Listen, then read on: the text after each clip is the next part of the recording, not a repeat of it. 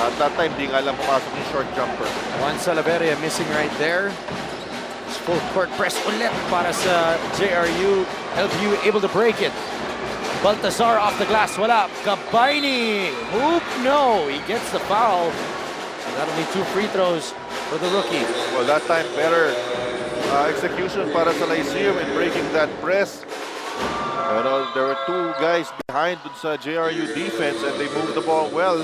Di nga lang natapos itong si Gabayni. He only played 3 minutes in the first half.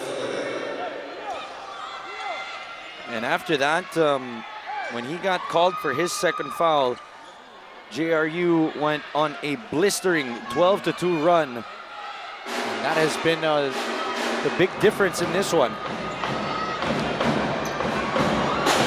Biden making the first. Are there any silver linings dun sa first half ng LPU, Coach? Well, sa LPU naman, ang maganda lang doon yung energy nila, hindi bumaba, no? Although, lumamang nga ng malaki itong JRU. You know, what you want. Also, kasi hindi naman gano'n kasama yung depensa ng Lyceum, eh, no? I mean, giving up 32 points in a half is not that bad. It was really their offense yung talagang masama yung first half. Abdul Wahad could not keep that one in play. It will be a last touch off of JRU. Let's hand you on over now to Miss Apple David. Natagalan sa dugout itong LPU kaninang halftime. Mahaba-haba kasi yung listahan ni Coach Bonitan na mga pagkakamali nila nung first half at mga dapat gawin dito sa second half. Pero ang nangingibabaw sa lahat is the need to produce more points. Coach told his boys to be more active on passing and locate the open man. Ang JRU naman, ipagpatuloy lang ang magandang nasimulan at huwag magpapabaya. Aaron? Thank you, Apple. Sticking with it for JRU. LPU, of course, had a lot to talk about. And at the top of that was, of course, getting into that offense. Sebastian looking for Mike Mabulak sa poste. 2-3 zone ang pinapakita ng LPU. Juan inside. Abdul Wahab, Mike Mabulak. Off the glass, wala. Here comes Wilson Baltazar. Baltazar spinning. Great move and great finish. Baltazar right now catching fire to start the second half, giving LPU a good run. You know, JRU, although they missed their offense there, it was good ball movement and recognition. Ito si Panyamogan. Wow! Cold water on that fire. Philip Panyamogan showing that he can be very serviceable. Stolen back though for LPU as they will have possession. 6:30 remaining in the third quarter. Zamora, nadulas. Ulawan 3. Not the shot that Coach Bonitan wants. That's right. It was the Ulawan making bad decisions. Let's take a look now at the slow-mo replay brought to you by Smart. Jump into an all-access pass of awesomeness. Jump into Smart. Wilson Baltazar with that up and under move. And then this three-point bomb. Philip Panyamogan.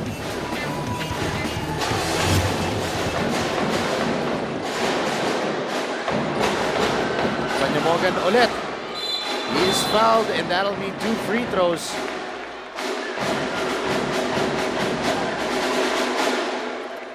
Panyamogan, nakita niya na may konting bilis na advantage kay Baltazar, no, Coach? Oo, tama yan. At si Panyamogan, nakita nga natin, medyo nagpakita siya ng signs of frustration, no, in the first half. Nung binato niya yung bola at bigyan nga sila ng warning. Pero si Panyamogan, you know, he's already a veteran. So, kailangan niya yung calmness niya, kailangan dito. He made a good 3-point basket. At ngayon naman, he realized, as sabi mo nga, yung advantage niya against the defender, and made a good decision of attacking the basket. Panyamogan splits the charities. Jump ball possession arrow in favor of JRU. So breaks still not going LPU's way right now as they're down by 14.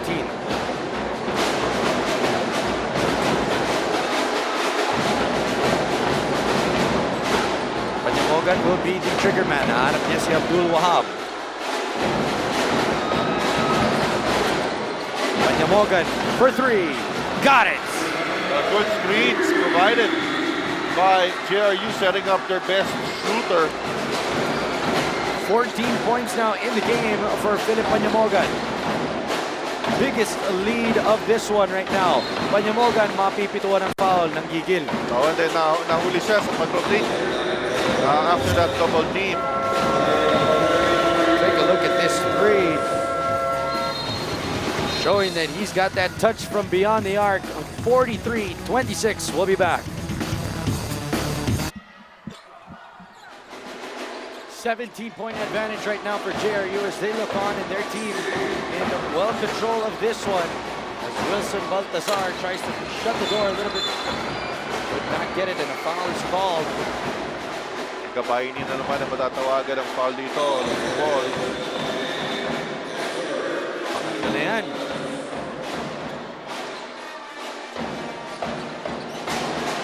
Frustration na rin yan para kay Joseph Gabaini. His team is a huge hole right now. Panyamogan against Baltazar. Pick. Panyamogan, binabas. Lasqueti, hinahanap si Mabulak. Lead pass and a foul is called on Guy and Beda na humawak kay Mike Mabulak. He was fronting itong si Mabulak, but on the pass, sabi ng referee natin, kinapitan daw itong si Beda. Speaking of Beda, wala pa siyang nabibigay, no? Wala pa. In terms of offense. And he was the leading scorer and best player in the first round between these two teams.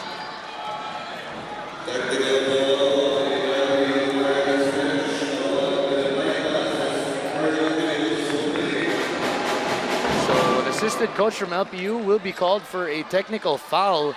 And that'll mean 2 free throws. Tignan natin ulit. Is there... Coach, your thoughts on the call? We take another replay. Well, yun nga, from the vantage point of the referee, tignan natin, ayun. At yung sinasabi niya, he held down the hand of itong si Mabulak. So, Panyamogan will have 2 charities and the ball will stay with JRU. Hindi lang yung mga player, pati yung mga coach. Nagpa-frustrate na dito sa ating talaan, no? It's 18 points ahead now for the Heavy Bombers. Wahab to inbound.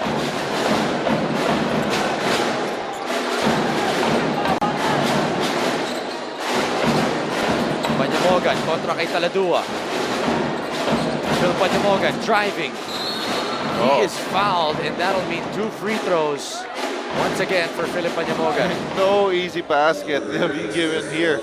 Grabe, even before that shot was taken, grabe yung pisikalan, no, between these two squads. And you know what's at stake in this game. Kailangan talaga mabay-tibay ang katawan mo dito. Nakita natin yung magkapagsak nitong si Abdul Wahab kanina. Ngayon naman, Philip Panyamogan hitting the deck. With 14 points, Philip Panyamogan, 15 points rather, looking to add to that now as we're halfway through the 3rd period. 19-point advantage. When we were heading into this game, Coach, hindi natin iniisip na ganito kalaki yung lamang ng JRU. Oo, yes. Especially nga. Well, to JRU, they have their own agenda to take care of.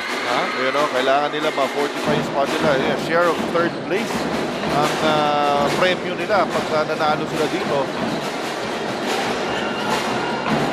If they win, they will be tied with Perpetual at 3rd spot. If they lose, they will be tied with Benilde at 4th spot. That's correct. Foul called on Benavides. Penalty. So free throws na to at the 4:55 mark in the 3rd quarter. So expect a lot of free throws for the remainder of this period. Dexter Zamora. Gahanap pa rin ang kanyang groove dito sa ating laro, no? Him and Tirso Moras both still looking to get on track. Zamora, 1 of 2 from the free throw line, double lane violation. At nakaturo sa Lyceum, and Moras is getting ready to check in now.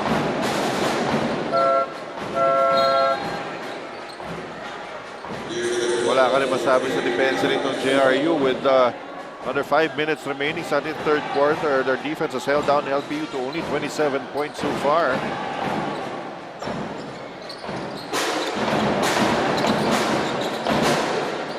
Zamoras against Panyamogan now. Pick from Gabayni.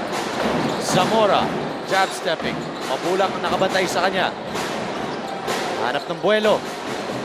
Desmoras, Conocido losing it.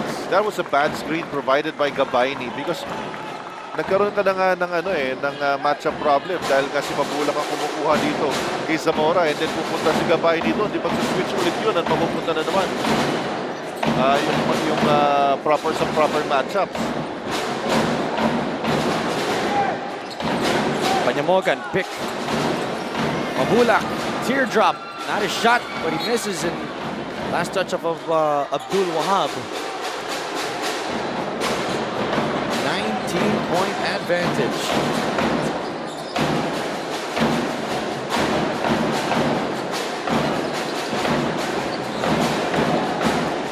Zamora's pass is broken up by Gio Lesqueti.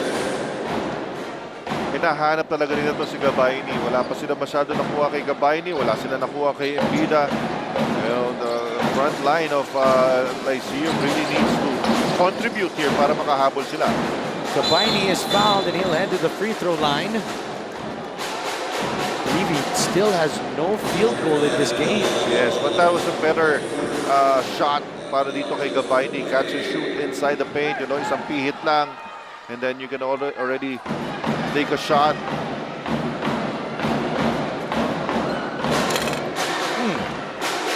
Gabayni missing there. Wala talaga sa tempo, no?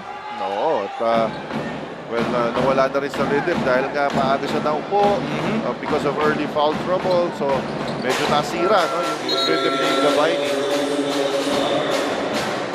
So Guy and Beda will check in for Wilson Baltazar will sit down. So full court press na rin ng LPU trying to cause some turnovers here. Benavides finds Mabulak and they cross the timeline. Zamora almost a steal. Lesqueti with it now. High pressure galing kay Dexter Zamora. Panyamogan, pump fake. That's traveling.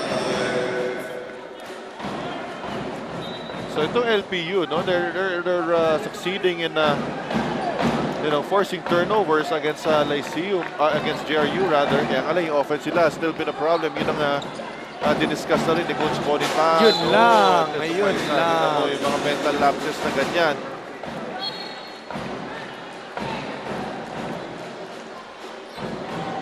Those are the ones that will make Coach Bonitan very, very unhappy. Yes. Put it lightly. Ang frustration naman para kay Coach Vergel Meneses, nakikipagsabayan sometimes nakikipagsabayan sa sloppy plays dahil nga nagkakaroon ng turnovers ng JRU. So they really have to, yung JRU kasi really depends a lot on the execution of their offense. Dahil nga sinabi natin, it's a slow developing play. They want to set up their shooters like this one. Panyamogan gets a pick. Benavides driving inside. Abdul Wahab is fouled. Ayun, yung mga extra passes within their offense. That's what the JRU is looking at. So Dexter Zamora is called for the foul. And Joseph Gabayni can breathe a sigh of relief. Zamora will sit down. Abdul Wahab. Missing on the first free throw. He hasn't been very instrumental in this game, pero hindi naman kinakailangan. Medyo marami-rami tayo i-correct sa forma nito sa free throw. Ayan, tingnan mo. Jay. Parang medyo nakukuryente pagka-release pumasok. Okay na yun. Okay na yun. Conocido. This guy in Beda with it now. Still, lots of pressure galing sa JRU. They're up by 19. Conocido for three. Rattles out. Rebound for Benavides. Benavides is hounded. And then finally able to release that pressure na kay Gio Lesqueti yung bola.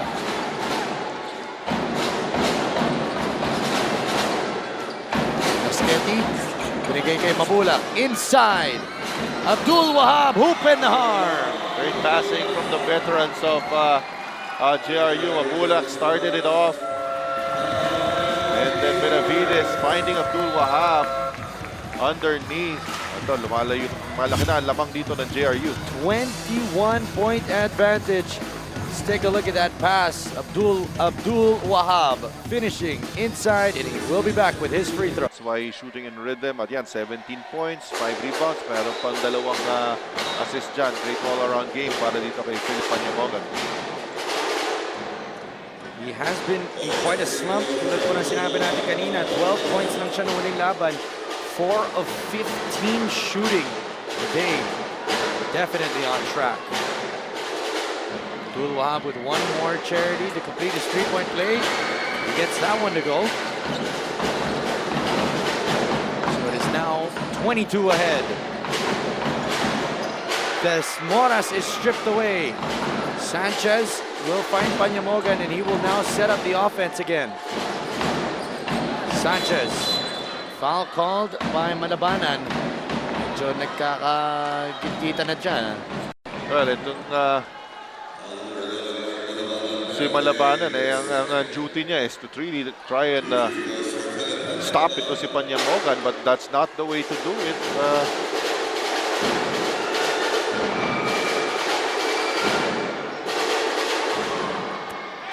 Panyamogan makes the first. And if there's one thing that Philip Panyamogan is good at using screens. Yes, yes. Kailangan pag shooter ka talaga dahil all your teammates are trying to help you get a good look at the rim. Zamora will come in, and Desmoras uupo ulit. It is Zamora, Maconocido, Malabanan, Guy Beda, and Joseph Gabayni po yan yung lima ng LPU right now. Zamora at the controls of the offense. Beda. 7 on the 24 for Zamora as almost another turnover. Beda inside, Gabayni finishing in there and finally gets his first field goal. Yun ang hinahanap dito para kay Gabayni. Composure under pressure, near the basket. And that time, yun ang binigay niya. At ito, tuhod ang binigay naman ni Malabanan dito kay Panyamogan. You know, that's really not the way to play defense if you want to stop a shooter. Right now, bibigyan mo siya ng 2 free throws na walang bantay. Ibig sabihin na kailangan talaga mabigyan ng mga advice ng mga veterano. Itong Lyceum, ito si Malabanan. Masyadong over-eager, kumbaga. At alam mo, nag-uusap din naman yung dalawa. Meron naman silang sinasabi. No. You know, Philip Panyamogan is trying to get into a youngster's head like that. As Panyamogan splits again. 53-30 po ating talaan. 23 points ahead na ngayon ng Heavy Bombers. Mark Malabanan finds Guy Beda as they get past the timeline and they set up their offense now. Dexter Zamora. Maconocido. Zamora 3. Back iron, rebound para kay Phil Panyamogan. Sanchez, Mabulak, oh! Butterfingers that one and it will sail out. Yeah, well, those are forgivable turnovers dahil kung masalo yun, almost sure 2 points na yun. Coach Bonitan changing things up, going with a big lineup right now as El Mendrab will come back in. Kasabay na niya si Joseph Gabayni. Mabulak, uupo, Benavides, uupo, Panyamogan din. So a chance now to get some rest for the big three of JRU.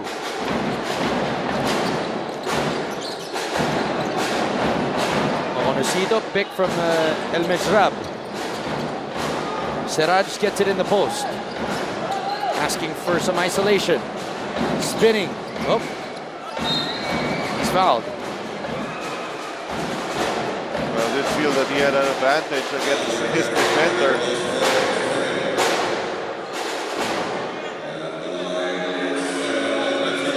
Medyo si Al-Wahab at si Maconocido. Kanina si Gabayni ang kausap nito si Al-Wahab. Maconocido, I think, going up to Abdul Wahab saying, "Ya mo, bata. Bata lang yan."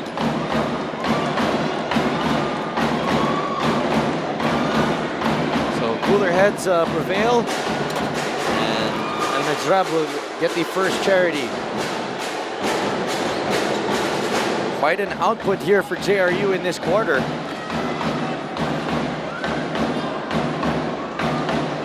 Despite giving up 13 points, putting together 21 and building a huge lead. Alam mo, after this game, all LPU has to look at in the stats is the free throw disparity. Yun. Kung ilang attempts ang binigay nila dito sa JRU. And some of the fouls that they're giving up, I mean, it's not even parang a challenge to a shot.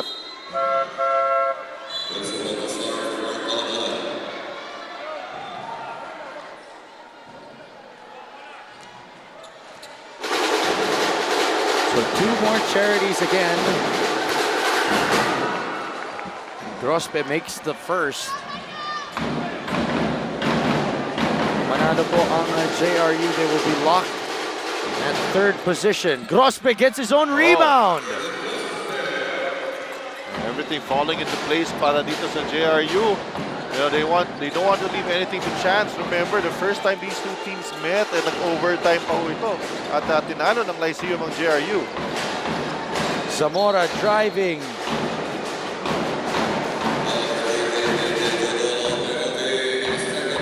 So penalty, and it'll be free throws now for Dexter Zamora. Siyempre, iniisip din ng JRU, coach, if just in case tabla-tabla na naman lahat, it's also quotient na natalo sila. They want to make sure that they cover that. That's right. And, you know, itong 32 points ng Lyceum, ito yung score ng JRU at the half. Yes. 56-33. Zamora makes his free throw. Oh, turnover there by Gio Leschetti. LPU will have possession with 33.4 seconds remaining. Maconocido, Baltazar. Zamora with it now, and he will set up the offense. Pick galing kay El Medjrab. Zamora stripped and a foul, and that'll mean 2 free throws. You like the aggression now, pinapakita ni Dexter Zamora. That's correct, you know, and they've been looking for outside shots, di pumapasok. So right now, one way to try and get back is really to attack and force JRU to foul them.